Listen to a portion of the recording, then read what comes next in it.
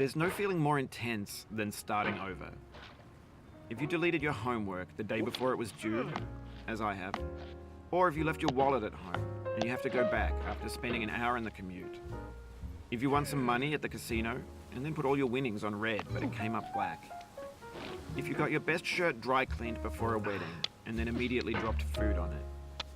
If you won an argument with a friend and then later discovered that they just returned to their original view. Starting over is harder than starting up. If you're not ready for that, like if you've already had a bad day, then what you're about to go through might be too much. Feel free to go away and come back. I'll be here. Alright, thanks for coming with me on this trip. I'll understand if you have to take a break at any point. Just find a safe place to stop and quit the game. Don't worry, I'll save your progress, always, even your mistakes. This game is a homage to a free game that came out in 2002, titled Sexy Hiking. The author of that game was Jazzuo, a mysterious Czech designer who was known at the time as the father of B games. And B games are rough assemblages of found objects. Designers slap them together very quickly and freely, and they're often too rough and unfriendly to gain much of a following. They're built more for the joy of building them than as polished products. In a certain way, Sexy Hiking is the perfect embodiment of a B game. It's built almost entirely out of found and recycled parts, and it's one of the most unusual and unfriendly games of its time. In it, your task is simply to drag yourself up a mountain with a hammer. And that act of climbing, in the digital world or in real life, has certain essential properties that give the game its flavor. No amount of forward progress is guaranteed. Some cliffs are too sheer or too slippery. And the player is constantly, unremittingly in danger of falling and losing everything. Anyway, when you start Sexy Hiking, you're standing next to this dead tree that blocks the way to the entire rest of the game. It might take you an hour to get over that tree, and a lot of people never got past it. You prod and you poke at it, exploring the limits of your reach and your strength, trying to find a way up and over. And there's a sense of truth in that lack of compromise. Most obstacles in video game worlds are fake. You can be completely confident in your ability to get through them once you have the correct method or the correct equipment or just by spending enough time. In that sense, every pixelated obstacle in Sexy Hiking is real. The obstacles in Sexy Hiking are unyielding, and that makes the game uniquely frustrating. But I'm not sure Jazzuo intended to make a frustrating game. The frustration is just essential to the act of climbing, and it's authentic to the process of building a game about climbing. A funny thing happened to me as I was building this mountain. I'd have an idea for a new obstacle, and I'd build it, test it, and it would usually turn out to be unreasonably hard. But I couldn't bring myself to make it easier. It already felt like my inability to get past the new obstacle was my fault as a player rather than as a builder. Imaginary mountains build themselves from our efforts to climb them, and it's our repeated attempts to reach the summit that turns those mountains into something real. When you're building a video game world, you're building with ideas, and that can be like working with quickset cement. You mold your ideas into a certain shape that can be played with, and in the process of playing with them, they begin to harden and set until they're immutable, like rock. And at that point, you can't change the world. Not without breaking it into pieces and starting fresh with new ideas. For years now, people have been predicting that games would soon be made out of prefabricated objects, bought in a store and assembled into a world. And for the most part, that hasn't happened, because the objects in the stores are trash. I don't mean they look bad or that they're badly made, although a lot of them are. I mean they're trash in the way that food becomes trash as soon as you put it in the sink.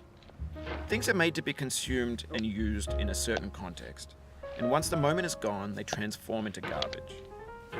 In the context of technology, those moments pass by in seconds. Over time, we've poured more and more refuse into this vast digital landfill that we call the internet. It now vastly outnumbers and outweighs the things that are fresh and untainted and unused. When everything around us is cultural trash, trash becomes the new medium, the lingua franca of the digital age. And you can build culture out of trash. But only trash culture.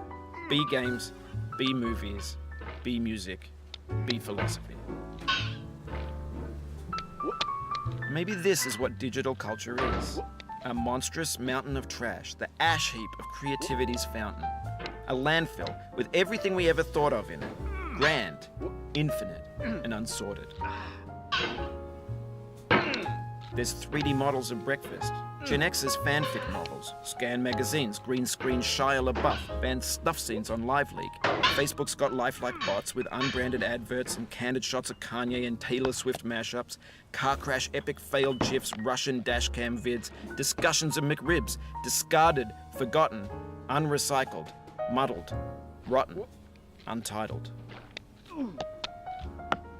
Everything's fresh for about 6 seconds, until some newer thing beckons, and we hit refresh.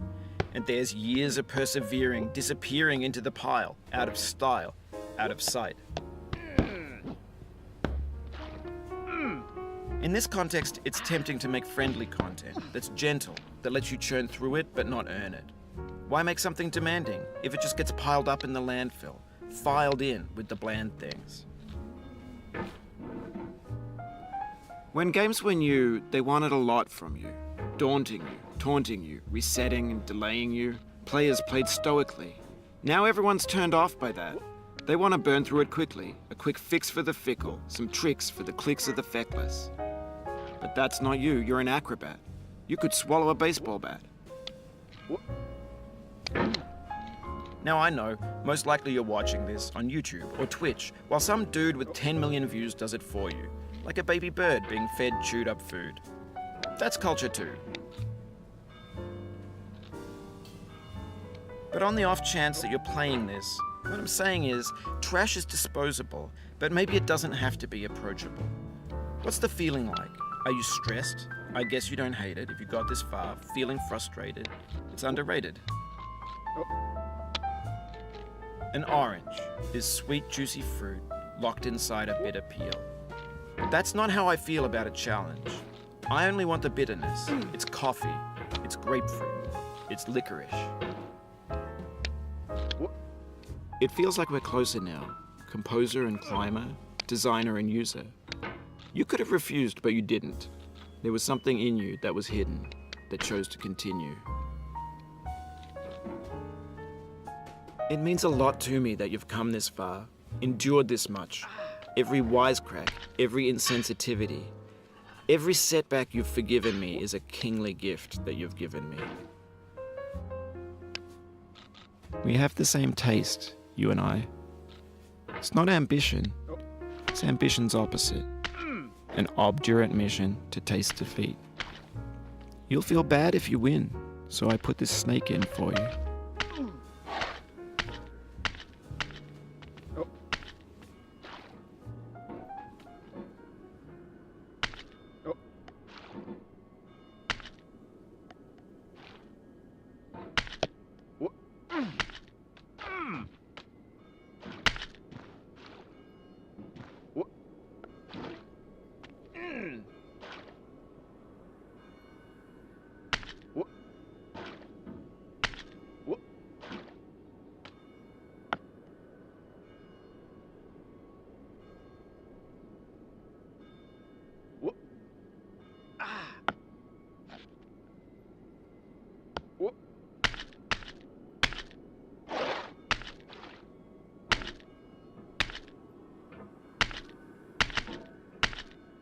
Have you thought about who you are in this?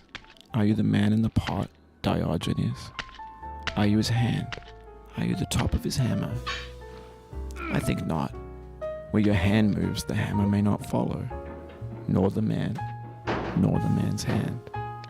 In this you're his will, his intent, the embodied resolve in his uphill ascent. Now, you've conquered the ice cliff, the platforms, church and the rectory, the living room and the factory, the playground, the construction site, the granite rocks and the lakeside. You've learned to hike. There's no way left to go but up, and in a moment I'll shut up. But let me say, I'm glad you came.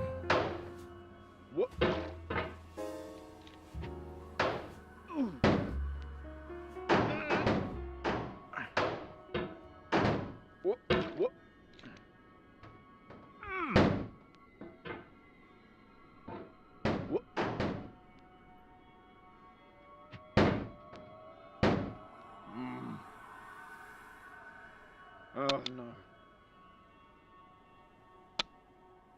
I dedicate this game to you, the one who came this far. I give it to you with all my love.